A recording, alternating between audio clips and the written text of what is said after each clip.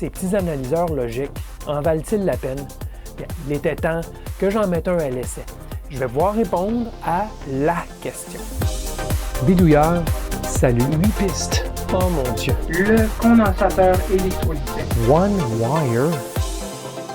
Bidouilleur, salut. Bien oui, ça fait très longtemps que j'aurais dû évaluer ce genre d'analyseur logique à 8 entrées, car après tout, il n'est vraiment pas cher. On le trouve pour environ 6 $ américains, incluant le port. On nous dit qu'il émule un analyseur Saley Logic ou un USB-IX, la partie analyseur logique du moins. On nous annonce une vitesse d'échantillonnage allant jusqu'à 24 MHz. Il est possible d'échantillonner jusqu'à 10 milliards de points. Les seuils de détection sont de 0,8 volts pour le niveau bas et 2 volts pour le niveau haut, ce qui devrait nous permettre de détecter des signaux logiques conventionnels de 5, 3,3 et 2,5 volts. Je m'en suis donc procuré un. Je n'en avais pas vraiment besoin personnellement car j'en possède 3 autres des analyseurs logiques. Mais je l'ai fait pour vous car je crois que c'est important de posséder au moins un analyseur logique lorsqu'on fait du développement de circuits logiques, particulièrement avec des microcontrôleurs et des petits périphériques pour l'Arduino. On va donc vérifier ces prétentions de performance ensemble aujourd'hui. Mais d'abord, le déballage. Alors, ça va être un petit unboxing rapide, puisqu'il n'y a pas beaucoup de choses dans ce petit sac. Vous avez été envoyé. Envoyé, oui, dans un sac antistatique, merveilleux. Bon, alors le câble USB, c'est USB mini. OK, c'est plus mini et plus solide quand même que micro, hein? Mais bon, ça n'a pas vraiment d'importance. Alors, c'est le module d'analyseur logique. Alors, on dit bien 8 canaux, 8 voies à 24 MHz. C'est bien ce qui est écrit. Et on va bien sûr le vérifier tantôt. Et ça vient qu'un petit câble. Bon, alors, il faut manuellement connecter nos couleurs sur le câble. Ce n'est pas un connecteur. Mais une fois que c'est fait, normalement, on n'y touche plus. Et ça ne vient pas non plus avec des petites pinces du genre analyseur logique, comme ceci. Alors, il faut se procurer des petites pinces à part si on désire avoir attache à des circuits intégrés directement. Sinon, bien, on peut toujours se connecter à un connecteur sur une plaquette avec cela. Mais je vais vous dire, procurez-vous aussi des petites pinces qu'on appelle des mini grabbers, donc des mini pinces. Et puis, vous allez être pas mal mieux équipé de cette façon. Je ne sais pas si ça rentre bien, par contre. On va vérifier que ça se verrouille bien dans ce connecteur. Je présume que oui, je vais en essayer un autre. C'est pas bon. Ben ça, c'est des clips Agilent, là. C'est des pinces de bonne qualité, là.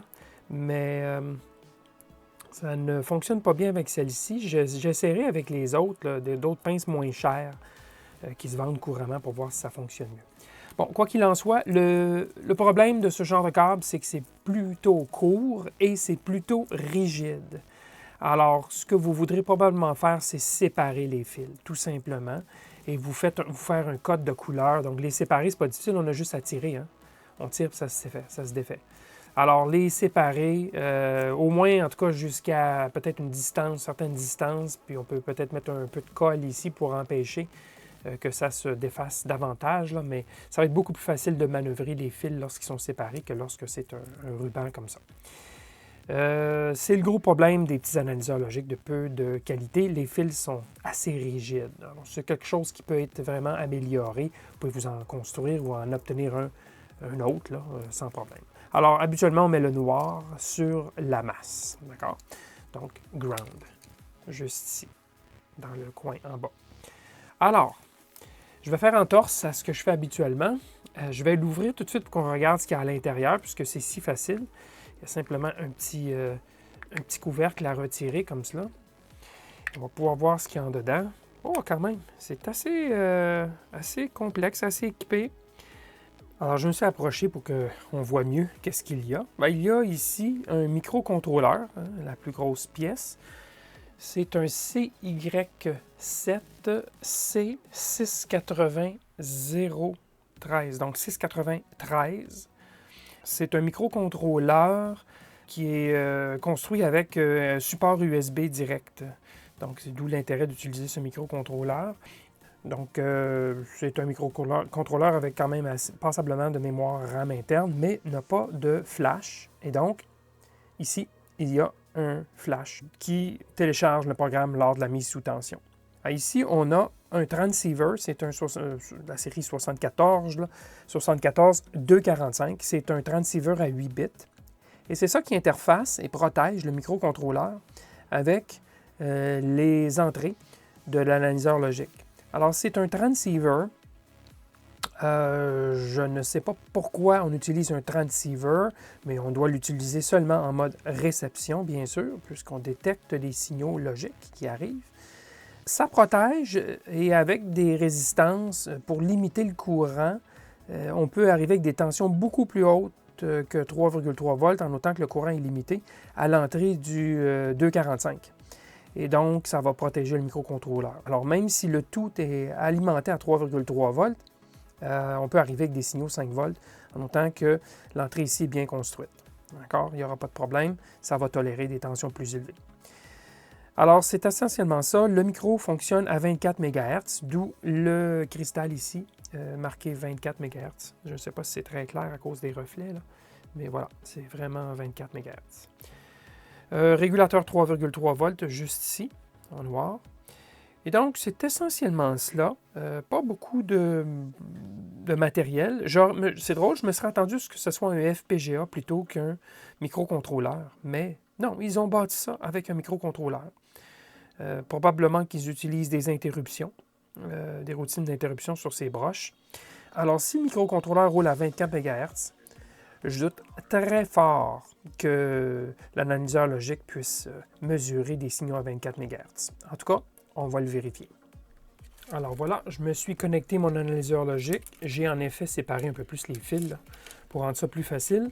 Alors au passage, je ne vous l'avais pas mentionné, mais il y a deux DEL. Il y a une DEL d'alimentation ici. Je vais cacher un peu la lumière, que ça soit clair, là, rouge. Il y a une DEL de voie 1 en vert qui n'est pas allumée présentement. Alors j'ai connecté la masse que j'ai assignée sur le fil noir, évidemment, sur mon câble. Et SDA et SCL sont connectés sur la voie 1 et la voie 2 avec des mini grabbers. Ce sont des mini grabbers de Tektronix. Ceux-ci fonctionnent mieux sur ce genre de fil. Les Agilent, ça ne fonctionnait pas très bien. J'aurais pu essayer les mini grabbers qui sont vraiment pas chers, là, des rouges qu'on peut acheter vraiment pas cher. J'étais plus ou moins satisfait du résultat. Ça me semblait un peu basse qualité, le fonctionnement du ressort et tout. Mais quand même, ça ferait l'affaire, je suis convaincu. Alors voilà, j'ai mis SDA, SCL. C'est un montage avec un Arduino Nano et que je vais connecter à l'instant. Et je vais générer par la suite un flux de données I2C vers ce petit convertisseur qui est ici en bas. Et on va capturer l'information I2C du côté du 5 volts, ce qui est le cas venant du Nano, et du côté 3,3 volts aussi. On va le regarder pour être certain que tout est conforme. Alors allons-y avec l'essai. Alors, première étape pour utiliser l'analyseur logique, c'est bien sûr d'aller sur le site web de Saley Logic, donc saleae.com, saley.com, aller dans la section Download. Et dépendamment de quel système d'exploitation vous utilisez, bien, vous aurez le choix là, de télécharger version Linux, macOS ou bien sûr Windows. Donc, dans mon cas, c'est Linux. Ce que j'ai fait, et ce qu'on obtient, c'est un fichier zip. Une fois désarchivé ce fichier zip-là, bien, on obtient un dossier. Bon, je l'ai renommé, c'était juste Logic, version 1.2.18. C'est la version 64 bits. Moi, j'ai rajouté Saley en avant. C'est pas bien grave, là. Et on a un dossier dans lequel il y a un exécutable. Voilà, il est ici tout à fait dans le bas, Logic. Maintenant, si on roule cet exécutable sur Linux tel quel, ça va démarrer Saley Logic, mais ça va nous dire qu'il y a effectivement un analyseur logique qui est détecté, mais il y a un problème de permission, d'accord? Donc d'accès. Alors, ce qu'il faut faire, il suggère de rouler le programme avec sudo, c'est-à-dire y aller avec les privilèges root, tout simplement, pour avoir accès. C'est la façon la plus simple, sinon il faudrait créer une règle udev et ainsi de suite, que je ne rentrerai pas dans les détails. Comme de fait, si je fais ls-usb, on montre bien que le CeleLogic, analyseur logique, est détecté. On comprend ici que c'est un spoof, c'est-à-dire c'est un faux analyseur logique CeleLogic, mais il se présente sur le bus USB comme étant un analyseur CeleLogic, ce qui satisfait le logiciel de CeleLogic. Alors, je vais relancer le programme à partir du command prompt ici. Alors, tout ce que j'ai à faire, c'est venir me positionner dans le répertoire en question où est-ce qu'il y a le programme et taper sudo .// logique avec un L majuscule et de lancer cela. Et ce qui lance le programme en mode, bien sûr, sudo, donc qui obtient plus de privilèges et on n'a plus le problème de permission maintenant sur l'analyseur logique. Alors voilà, on est prêt à fonctionner. Alors voilà, j'ai reformaté la fenêtre pour que ça rentre dans l'écran. Et là, bien, notre analyseur logique fonctionne. On peut dire, bon, on a les 8 canaux qui vont être fonctionnels. La voie 0, le canal 0, on va le faire déclencher sur un front montant, disons. Mais on a le choix en pesant ici, choisir le front qu'on veut, bien sûr. Alors, il va être en attente sur un front. Si je démarre, on s'aperçoit ici qu'il est en attente d'impulsion sur la voie 0, puisque c'est sur cette voie-là qu'il va y avoir un déclenchement. Alors, on voit ici qu'en millions d'échantillons, là, on n'échantillonne certainement pas 24 millions d'échantillons par seconde. Alors, ce que vous ne voyez pas et ce que j'ai vu plus tôt, parce que je l'ai exécuté, c'est qu'il a diminué. Il est parti très vite à échantillonner très vite. Il m'a dit je ne peux pas continuer comme ça, votre analyseur ne peut pas suivre. Voulez-vous diminuer le rythme d'échantillonnage? Et j'ai dit oui, et ça a fait ça à quelques reprises, jusqu'à temps que là, il semble être content à ce rythme. Donc, on voit, c'est peut-être 3 ou 4 millions d'échantillons par seconde, quelque chose comme ça, là. Alors là, je vais produire une impulsion simplement avec la sonde logique. Et je vais vous montrer. Alors, je vais simplement prendre la masse et la voie 1 et je vais toucher les deux fils ensemble. Alors voilà, il a déclenché, vous voyez, sur un événement qui s'est produit. Et là, bien sûr, on peut s'approcher, faire des mesures, analyser ce qui s'est produit sur la voie 1, alors que les autres voies, elles, ont aussi échantillonné, mais il ne s'est rien passé, tout simplement. Alors, c'est le principe de fonctionnement général, où on peut vraiment, après ça, y aller avec des curseurs. Hein? Si vous voulez, là, on peut s'ajouter un curseur à un endroit, et un curseur, deuxième curseur, et ça va nous donner, bien sûr, la distance entre les deux curseurs, ici. Alors, ça, c'est bien sûr la façon la plus courante d'utiliser un analyseur logique. Il faut bien sûr savoir déclencher sur quelque chose qui nous intéresse. Alors, on peut aussi analyser des signaux plus spécifiques et on nous offre ici les différents types de signaux qu'on peut analyser. Alors, aujourd'hui, je vais analyser du I2C puisque j'ai justement un montage sur mon établi qui est en I2C. Alors, en choisissant ceci, on nous suggère la voie 0 SDA et la voie 1 SCL. Ça me va, je n'ai pas de problème avec ça. Alors ici, ça va être 8 bits. En fait, l'adresse, ça devrait être 7 bits. C'est habituellement le cas, c'est ce qui est plus courant, si je me rappelle bien, là. Alors, je vais choisir une adresse de 7 bits sur le bus I2C. Et on va sauvegarder ça. Et là, on sait maintenant ici que c'est SDA et SCL sur les deux signaux. Alors, on sera prêt à faire une analyse et on pourra déclencher sur SDA ou SCL. C'est à notre goût, bien sûr. Alors, je vais échantillonner un signal I2C. On va voir qu'est-ce que ça va donner. Alors, quand je vous disais que l'analyseur ne pouvait pas échantillonner très rapidement, bien, lorsqu'on ouvre le menu ici, on s'aperçoit que le logiciel peut aller jusqu'à 24 méga échantillons par seconde, mais que si on le laissait comme cela, on va voir vite qu'il va se plaindre, voyez-vous. Donc, l'équipement n'est pas capable de suivre l'échantillonnage. Alors, il a abaissé jusqu'à 4 méga échantillons par seconde. Donc, ce n'est pas très vite. Mais disons, tous les petits bus communs qu'on utilise là, vont pouvoir être capturés à 4 méga échantillons par seconde. I2C, ces choses-là, SPI, à moins que ce soit un SPI extrêmement rapide, là. Habituellement, le bidouilleur n'utilisera pas cela, là, mais les bus là, communs, il ne devrait pas y avoir de problème. Mais si vous pensez faire du PCI Express là, avec cet analyseur logique-là, vous pouvez mettre une croix là-dessus. D'accord? Alors, j'y vais pour une capture et voilà, il est en train d'échantillonner puisqu'il y a eu des impulsions qui sont passées sur SDA. Et bien, on peut après ça bien zoomer, aller voir de plus près ce qui s'est passé et on voit une transaction complète. Par exemple, ici, on a fait une écriture à l'adresse 96. C'est bien l'adresse de la puce à laquelle on veut inscrire des choses. Le registre était 3 et la valeur était de 255. Alors, on a décodé ici une écriture. Et si vous regardez la liste ici, bien, on peut aller voir la suivante, bien sûr. Ici, encore une fois, l'adresse 93. Cette fois-ci, c'était le registre 16. On a écrit 8. Et ainsi de suite, et ainsi de suite. Donc, ça fonctionne très, très bien. Je n'ai pas vraiment rien à dire.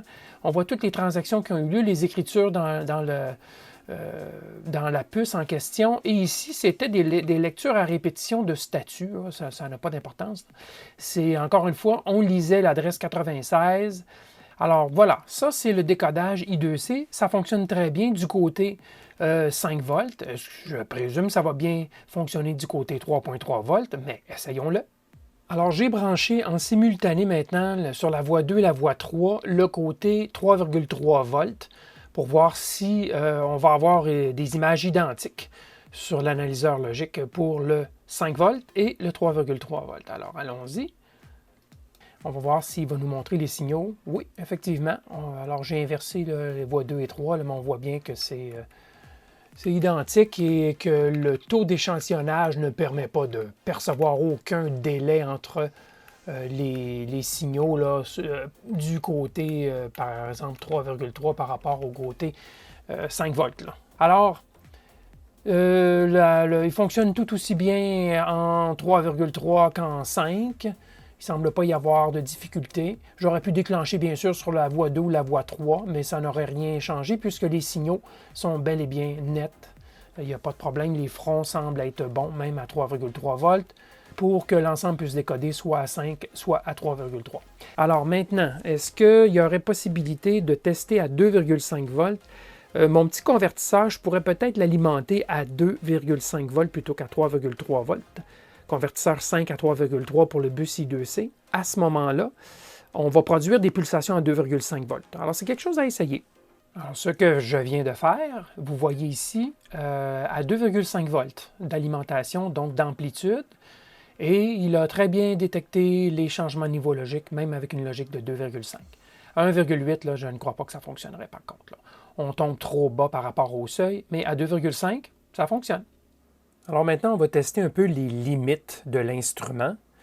On va lui fournir une onde à 1 MHz, une amplitude de 5 volts, donc un signal comme TTL classique, et un rapport cyclique de 20 %.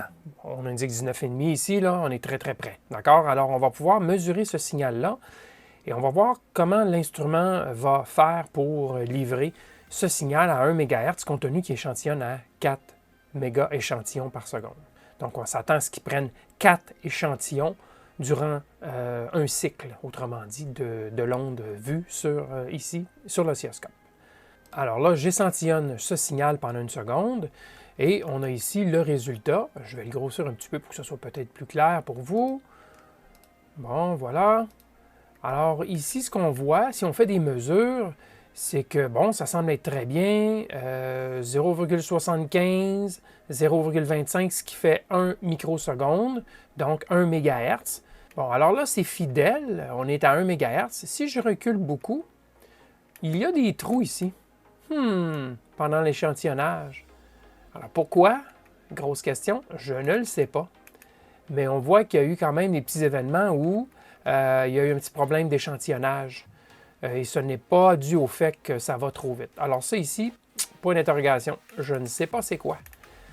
Bon, alors, maintenant, ça c'est assez facile à 1 MHz puisqu'on échantillonne à 4 MHz. Donc c'est facile pour l'instrument à découper ça par tranche de 0,25 microsecondes, parce que c'est ça 4 MHz. Hein?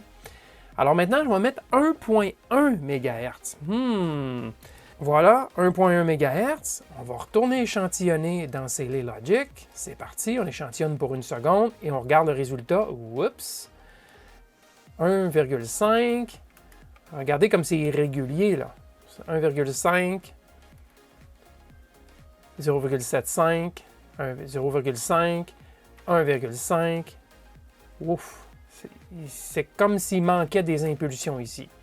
Alors, pourquoi? Bien, parce qu'on est à une fréquence qui est un petit peu asynchrone par rapport au signal qu'on essaie d'échantillonner. Alors, voilà, c'est clair que il y a manquement ici. Il saute certains cycles.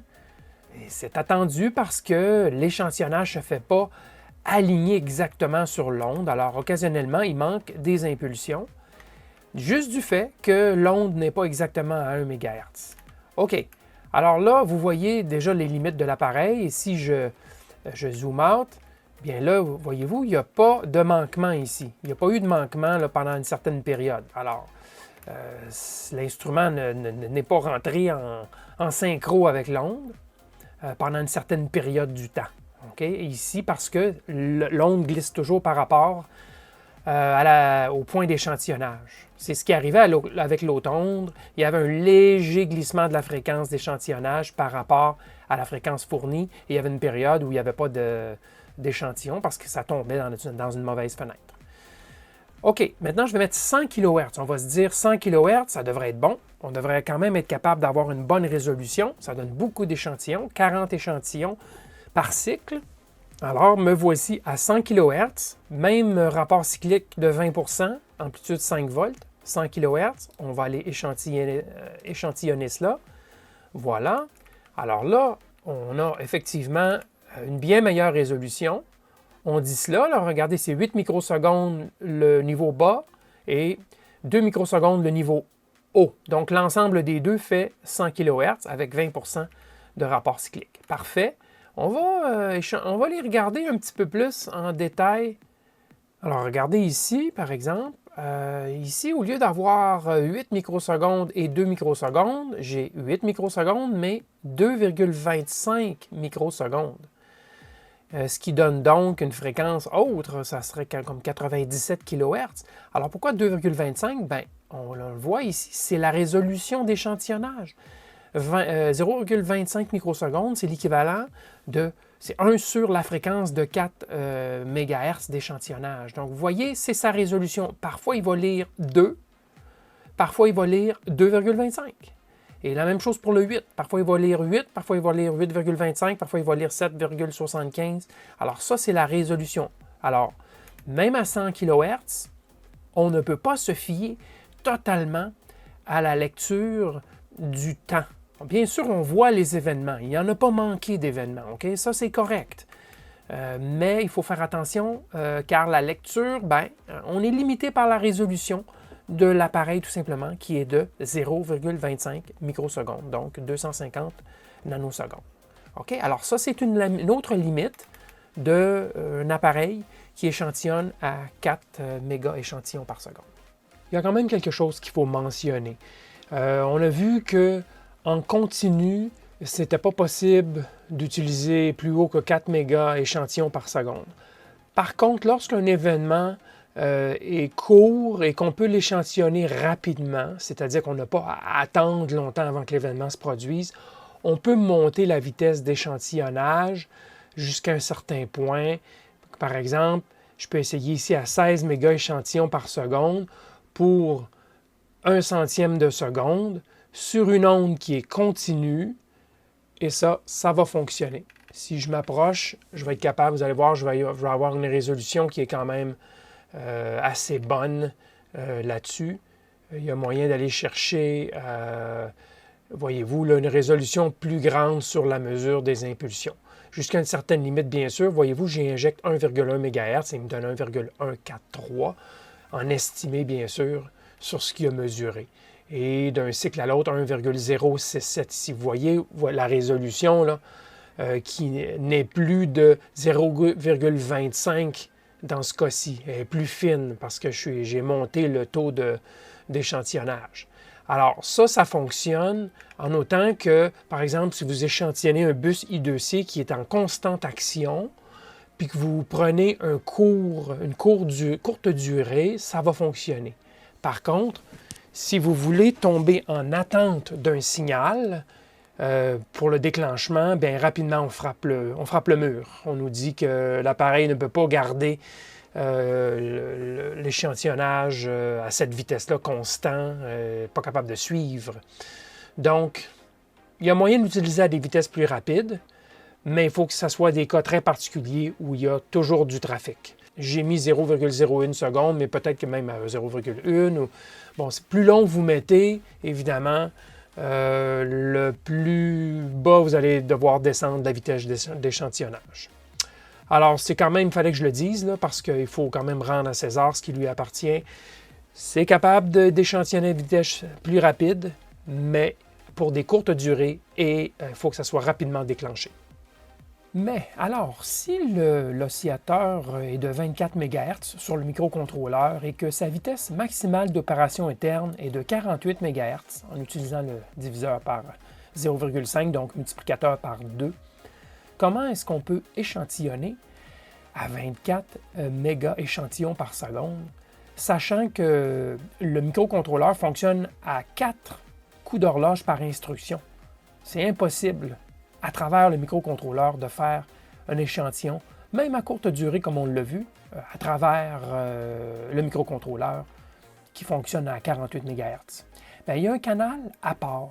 En regardant le schéma bloc, bien, on réalise qu'il y a un canal qui donne accès à 8 bits qui pourrait être échantillonné jusqu'à 96 mégabytes par seconde, mégaoctets par seconde. Et ce data-là, et cette info est dirigée directement à une espèce de moteur intelligent USB qui est sûrement configuré par le microcontrôleur, mais une fois qu'il est configuré, il peut canaliser l'information sur le port USB directement. Et donc, c'est probablement comme ça que ça se fait. L'échantillonnage se fait directement à travers ce moteur sur le port USB et c'est l'ordi qui reçoit sur le port USB qui est USB 2.0, donc il y a suffisamment de capacité normalement, qui reçoit l'information et qui la traite, cette info-là. Donc, on a compris pourquoi on peut aller échantillonner jusqu'à 24 MHz, mais c'est quand même à courte durée. C'est maintenant le temps de regarder le tableau des plus et des moins de ce petit analyseur logique. Alors oui, les plus, fonctionnement général très convenable. L'unité a été reconnue sur Linux, dans Windows 7 et Windows 10 aussi, donc aucun problème. L'assemblage du PCB lui-même, lorsqu'on le regarde en dedans, ben, c'est bien fait, il n'y a pas de problème de qualité.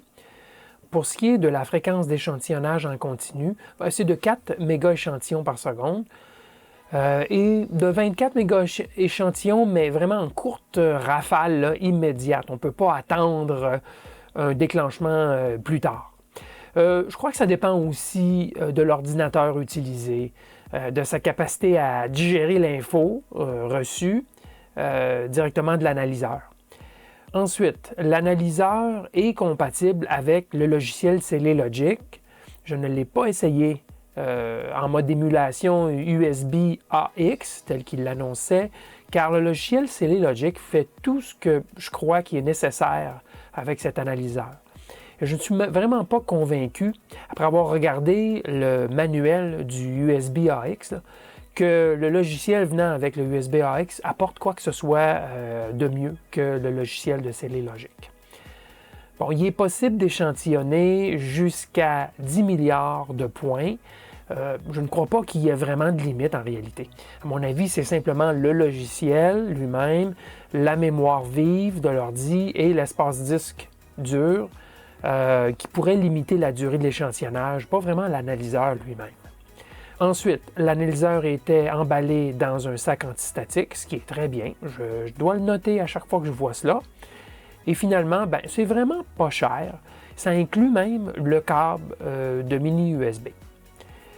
Alors, du côté des moins, par contre, le fameux 24 méga échantillons là, par seconde. Ben, c'est tiré par les cheveux, c'est exagéré. L'annonce n'est pas vraiment exacte sur ce point. Donc, ce n'est pas un appareil qui roule vraiment en pleine capacité à 24 méga échantillons sur de longue durée. Aussi, l'impédance d'entrée annoncée était de 1 mégohm, mais en réalité, c'est pas ça que j'ai mesuré en courant continu, c'est 50 kOhms. Mais 50 kOhms, c'est quand même acceptable, je dois le dire, dans la grande majorité des applications. Bon, aussi, le câble ruban multicolore est un peu rigide, un peu trop rigide, mais ça, c'est typique des analyseurs à plus bas coût. D'accord? Et finalement, ça n'inclut pas les pinces mini grabber. Là. Il faut se les procurer séparément, donc quelques dollars de plus pour avoir des bonnes pinces. Alors, oui, je recommande ce petit analyseur logique bon marché à quelqu'un qui touche au circuit logique et qui possède un oscilloscope analogique ou même un oscilloscope numérique, mais qui ne fait pas le fameux décodage de bus. Ce petit analyseur logique est bien suffisant pour décoder un bus série du genre I2C, SPI ou UART. Mais il n'y a pas la rapidité nécessaire pour décoder un bus de mémoire parallèle, là, un bus de microprocesseur par exemple, ou même un bus USB. On oublie ça. Mais quand même, voilà, j'espère vous avoir aidé à vous faire une petite idée sur ce genre d'analyseur logique à bas coût. Je souligne en passant que ce sont vos dons qui me facilitent la décision de me procurer ce genre d'item. Vous appréciez les vidéos de banc d'essai? Considérez me soutenir. Pour plus de détails, cliquez sur le lien à cette fin dans la description sous cette vidéo ou sur la pastille durant le générique qui suit. Merci de votre soutien et à la prochaine.